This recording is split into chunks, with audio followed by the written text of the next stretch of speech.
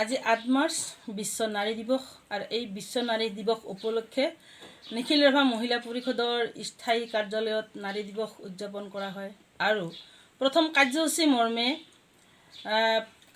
মৰ্মে আমাৰ পতাকা উত্তোলন কৰা হয় স্থায়ী সভানেত্ৰী নিখিল ৰাভা মহিলা পৰিষদৰ মাননীয়া শ্ৰীমতী হিমা ৰাভা বাইদেউ আৰু লগতে দ্বিতীয় কাৰ্যসূচী মৰ্মে আমাৰ গছপুলি ৰোপণ আৰু সেই গছপুলি ৰোপণ কাৰ্যসূচীত প্ৰথমতে আগভাগ লৈ আমাৰ নিখিল ৰাভা মহিলা পৰিষদৰ সম্পাদিকা মাননীয়া শ্ৰীমতী বিচিত্ৰা ৰাভা বাইদেউ লগতে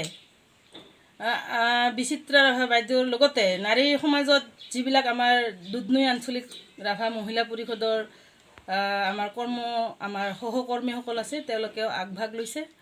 লগতে নাৰী হ'ল আমাৰ শক্তি, নাৰী হ'ল আমাৰ প্ৰগতি, নাৰী হ'ল আমাৰ মাতৃ আৰু নাৰী হ'ল ভগ্নী। উঠি অহা প্ৰজন্মলৈ মোৰ ক'ব লগা এইখিনিয়ে যে নিজৰ ওপৰত আত্মবিশ্বাস ৰাখি নিজকে সুনাগৰিক হিচাপে গঢ়ি তোলাৰ চেষ্টা কৰে। এয়ে মোৰ নৱপ্ৰজন্মলৈ মোৰ আহ্বান থাকিল।